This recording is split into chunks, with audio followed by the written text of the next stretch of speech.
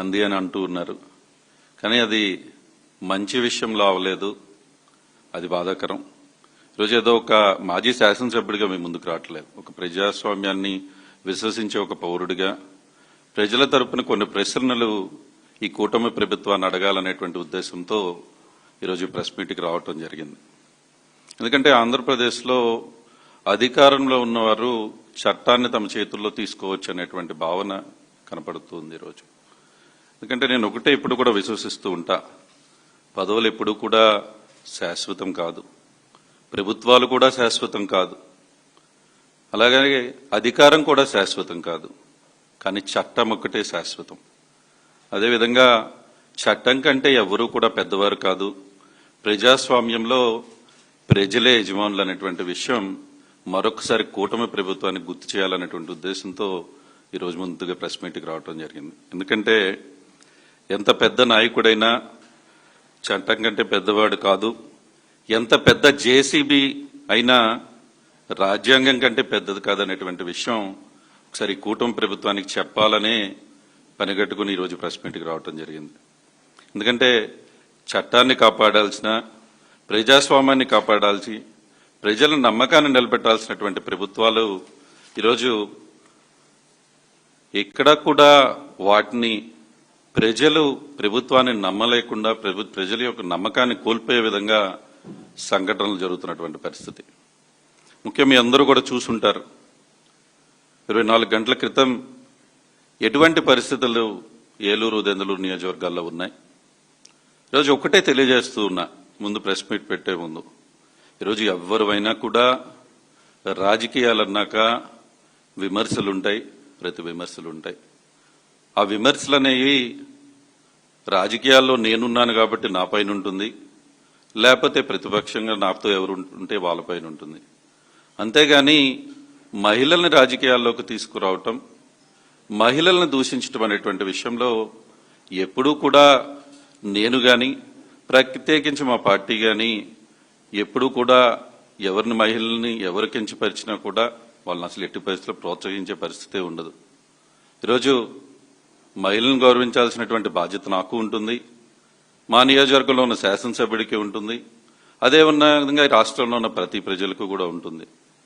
ఈరోజు ఎవరు మహిళల్ని గౌరవించినా కూడా దాన్ని ఖండించేటువంటి విధానమే ఎప్పుడూ కూడా నా తరపు నుంచి కానీ, మా పార్టీ తరపు నుంచి కానీ ఉంటుందనే విషయం ఒకసారి రాష్ట్ర ప్రజానీకానికి మరొకసారి తెలియజేస్తూ ఉన్నాం.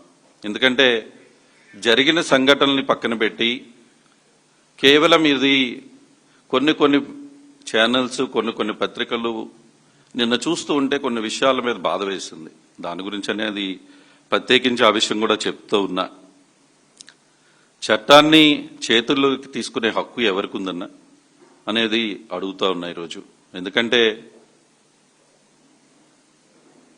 అర్ధరాత్రి ఒక సిట్టింగ్ శాసనసభ్యుడిగా ఉన్నటువంటి వ్యక్తి, తనకి ఏ బాధ అయినా ఉండొచ్చు, ఎవరు తన్ని ఎంతైనా విమర్శించవచ్చు, తను కూడా ప్రతిగా విమర్శించవచ్చు కూడా.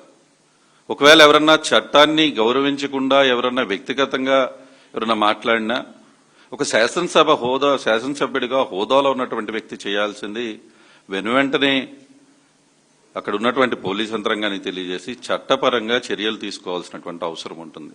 కానీ చట్టాన్ని తానే చేతుల్లోకి తీసుకుంటాను అంటే అది ఎంతవరకు కరెక్టు అని చెప్పి ఈరోజు మిమ్మల్ని అడుగుతా ఉన్నా. ఎందుకంటే ఒక శాసనసభ్యుడుగా ఉన్నటువంటి వ్యక్తి పగలు వెళ్ళి ఎవరన్నా ప్రశ్నించాడంటే ఒక అర్థం ఉంది. అర్ధరాత్రి తాగేసి ఒళ్ళు తెలియనటువంటి పరిస్థితుల్లో అర్ధరాత్రి ఒక ఇంటిపైకి దాడికి వెళ్ళటం అంటే అది ఎంతవరకు కరెక్టు అని చెప్పి మిమ్మల్ని అడుగుతా ఉన్నా. అది కూడా ఒక జేసీబీ తీసుకెళ్ళి, అందుకే ఇందాక నేను చెప్తా ఉన్నా, ఎంత పెద్ద జేసీబీ అయినా రాజ్యాంగం కంటే పెద్దది కాదనేటువంటి విషయం తెలుసుకోవాల్సినటువంటి అవసరం ఉంది. ఎందుకంటే జేసీబీ తీసుకుని ఒక ఇంటి మీదకి, అది కూడా ఏలూరు టౌన్లో నడిబొడ్డున ఉన్నటువంటి ఇంటి దగ్గరికి ఒక జేసీబీ తీసుకుని శాసనసభ్యుడే రౌడీ మొక్కలను వెంట పెట్టుకుని తాగేసి ఒక ఇంటిపైకి దాడికి వెళ్ళాడు అంటే అది ఎంత దారుణమైనటువంటి సంఘటన అనేది ఈరోజు అసలు రాష్ట్ర ప్రజానీకం అంతా కూడా ఉదయం నిద్రలేసి చూస్తూ ఏంటి అసలు ఏం జరుగుతుంది ఈ రాష్ట్రం ఎటువైపు వెళ్తా ఉంది?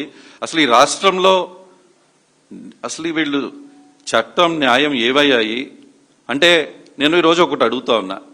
అదే ఒక సామాన్య వ్యక్తి అదే విధంగా ఒక జేసీబీ పట్టుకుని ఎవరన్నా ఇంటి మీదకి దాడికి వెళ్తే ఈ పోలీస్ యంత్రాంగం కానీ రాష్ట్ర ప్రభుత్వం కానీ చర్యలు తీసుకోకుండా ఉంటుందా అని అడుగుతా ఉన్నానన్నా. ఎందుకు అంటే ఒక వ్యక్తి సామాన్య వ్యక్తికి ఒక న్యాయం, అదేవిధంగా ఈరోజు మనం చూస్తూ ఉంటే ఈ ప్రభుత్వంలో శాసనసభ్యులుగా చేసేవాళ్ళు కానీ బడాబాబులకు ఒక్కొక్క న్యాయంలా ఉంది. అది ఎంతవరకు కరెక్ట్ అని అడుగుతా ఉన్నా. ఈరోజు ఈ భారతదేశంలో ఎక్కడా కూడా ఒక సిట్టింగ్ ఎమ్మెల్యే నాకు తెలిసినంత వరకు అది ఎమ్మెల్యే అవనండి, ఎంపీ అవనండి, మంత్రి అవనండి, ఎవరైనా సరే ఈరోజు everybody is equal in the democracy, everybody has the same law applies. అలాంటి వ్యక్తి డైరెక్ట్ గా ఒక ఇంటి దగ్గరికి వెళ్ళి ఆ ఇంటి దగ్గర జేసీబీ పట్టుకుని ఇదేదన్నా మొదట విషయం అంటే కాదు. ఈ శాసనసభ్యుడి యొక్క మా దగ్గర అయితే ఈ శాసనసభ్యుడి యొక్క తీరే విధంగా ఉంది. అంటే ఇదేదో నేను ఒక్కడినే చెప్తున్నది కాదు, మీరే చూడండి అన్న. ఈరోజు ఒక శాసనసభ్యుడిగా ఉన్నటువంటి వ్యక్తి తాగేసి ఏ విధంగా అర్ధరాత్రి ఏలూరు టౌన్లో ఒక లాయర్ ఇంటికి, ఇడుపుగంటి శ్రీనివాస్ అనేటువంటి లాయర్, అతనేం మా పార్టీ వ్యక్తి కాదే. వీళ్ళందరూ చాలా మంది చెప్తా ఉన్నారు ఏదో వైఎస్ఆర్ కాంగ్రెస్ పార్టీ నడిపిస్తుంది, అబ్బాయి చౌదరి నడిపిస్తున్నాడని. మాకేం పని? అతను ఇడుపుగంటి శ్రీనివాస్ అనే అతను మీ Telugu Desam party legal cell vice president అని చెప్తా ఉన్నాడు. నిన్న చూస్తూ ఉంటే, నిన్న ప్రెస్ లో చూస్తూ ఉంటే ఆయన చెప్తా ఉన్నాడు దాదాపు 1700 తెలుగుదేశం కార్యకర్తల కేసులు నేను వాదించాను అని చెప్తుంటే విన్నా నేను కూడా. అటువంటి వ్యక్తి ఏదో అతను ఏదో తప్పు మాట్లాడితే అతను తప్పు మాట్లాడా రైట్ మాట్లాడా అనేటువంటి విషయం మీ ఇద్దరు కానీ చట్టాన్ని ఇడుపుగంటి శ్రీనివాస్ తప్పు మాట్లాడితే నువ్వు పోలీస్ డిపార్ట్మెంట్ దగ్గరికి వెళ్ళొచ్చు. లేదు అతను కేవలం నువ్వు చేస్తున్నటువంటి దందాలను ప్రశ్నించాడని నువ్వు ఆ రోజు ఇంటికి వెళ్ళావా, లేకుంటే దేనికి ఇంటికి వెళ్ళావా నేను అడుగుతా ఉన్నా. ఒక శాసనసభ్యుడిగా వెళ్ళి నీ ప్రవర్తన ఎలా ఉండాలి, అసలు నీ ప్రవర్తన ఎలా ఉంది ఒకసారి ఈ రాష్ట్ర ప్రజానీకం కూడా తెలుసుకోవాల్సినటువంటి అవసరం ఉంది అని ఒకసారి ఆ వీడియో ప్లే చేయండి. అక్కడ వస్తున్నటువంటి వ్యక్తి చింతమనేని ప్రభాకర్. దురదృష్టవశాత్తు దెందులూరు నియోజకవర్గ శాసనసభ్యుడు. మీరు చూడండి ఎలా ఉన్నాడు. అర్ధరాత్రి ఇంకో ఇంటికి వెళ్ళి తలుపు దొరుకుతూ ఉన్నాడు. ఇది ఎక్కడన్నా చూసామన్నా మనం ఇట్లా? తన గేటు దగ్గరికి వెళ్ళి పాపం ఇడుపుగంటి శ్రీనివాసరావు గారి మిస్సెస్ అనుకుంటావిడి, ఆవిడ అక్కడ ఉండి ఇంట్లోకి రానీయకుండా ఆపుతున్నటువంటి పరిస్థితి అక్కడ ఉన్నటువంటి సీఐ. అదే సీఐ అక్కడ నుంచోపోతే ఏంటన్న పరిస్థితి? అదే సీఐ అక్కడ నుంచోపోతే ఈరోజు ఆ కుటుంబ పరిస్థితి ఏంటి? ఆ కుటుంబంలో ఉన్నటువంటి పిల్లలకి ఈ రాష్ట్ర ప్రజానానికి ఈ కూటమి ప్రభుత్వం ఏం సమాధానం చెప్తుంది? అదేవిధంగా ఇంకోటి ప్లే చేయండి. శ్రీనివాస్ ఇంటి వద్ద హత్య చేశారు చింతమనేని. ఇద్దరిలో ఎవరు ఉంటారంటూ పోలీసుల సమక్షంలోనే వాడైనా ఉండాలి, నేనైనా ఉండాలి. ఒక శాసనసభ్యుడు మాట్లాడే విధానం అన్నది ప్లే చేయండి. ప్లే చేయండి. ఇంటి వద్ద హత్య చేశారు చింతమనేని. ఇద్దరిలో ఎవరు ఉంటారంటూ పోలీసుల సమక్షంలోనే చాలా మంది సోషల్ మీడియాలో చూసే ఉంటారు. అంటే అసలు ఒకసారి ఇంకొకటి చూడండి అన్న, అక్కడికి ఆయన ఎలా వచ్చాడు అనేది చూడండి. ఇది మెయిన్ నేను చెప్తాను. ఒక జేసీబీ తీసుకుని ఒక శాసనసభ్యుడు అర్ధరాత్రి ఒక ఇంటి మీద దాడా. ఎక్కడన్నా చూసామన్నా ఇది? నేను ఈరోజు ఈ కూటమి ప్రభుత్వాన్ని అడుగుతా ఉన్నా, జేసీబీ అయినా రాజ్యాంగం కంటే పెద్దది కాదన్న విషయం గుర్తుపెట్టుకోండి మీరు. ఆ విధంగా జేసీబీని తీసుకెళ్లి ఇల్లును కూలగొట్టేటువంటి ప్రయత్నం అర్ధరాత్రి పూట ఆ ఇంట్లో మహిళలు లేరా? ఈరోజు నేను ఒకటే ఇందాక చెప్పాను, మళ్ళీ చెప్తా ఉన్నా. నేను కూడా నిన్న క్లారిఫికేషన్ కోసం కూడా మీడియా సోదరులందరినీ కూడా అడిగాను. ఆ వీడియోస్ కూడా తెప్పించుకుని చూశారు అసలు ఏం జరిగింది, ఎందుకు వీళ్ళందరూ కూడా ఈ విషయం మీద ఇలా ఉన్నారు అంటే. నేను చూస్తే కూడా ఇడుపుగంటి శ్రీనివాస్ అనేటువంటి వ్యక్తి ఇతను చేస్తున్నటువంటి లిక్కర్ దందా మీద మాట్లాడాడు. మేము మాట్లాడాం, మేము బెల్ట్ షాపుల దగ్గరికి వెళ్ళాం, బెల్ట్ షాప్ దగ్గర సెల్ఫీ దిగాం. ఎందుకంటే మా నియోజకవర్గంలో 300 పైచీలకు బెల్ట్ షాపులు రన్ చేస్తూ ఉన్నారు. అన్నీ తన కంట్రోల్లోనే పెట్టుకుని రన్ చేస్తూ ఉన్నారు. అదేవిధంగా మట్టి మాఫియా జరుగుతుందని ఆయన మాట్లాడటం జరిగింది.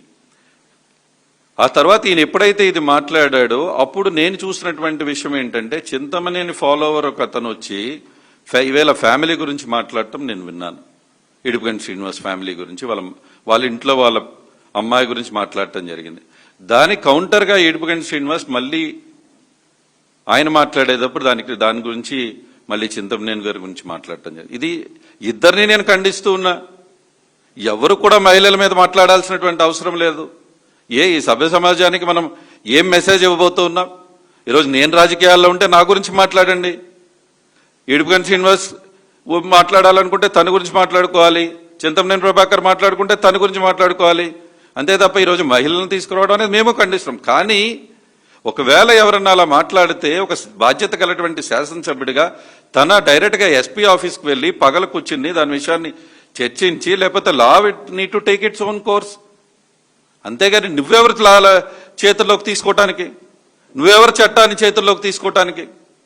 చట్టాన్ని చేతుల్లో తీసుకోకుండటమే కాకుండా ఏలూరులో దెందలూరు నియోజకవర్గంలో ఒక భయభ్రాంతమైనటువంటి వాతావరణం క్రియేట్ చేయడానికి నువ్వెవరు అని అడుగుతా ఉన్నాం.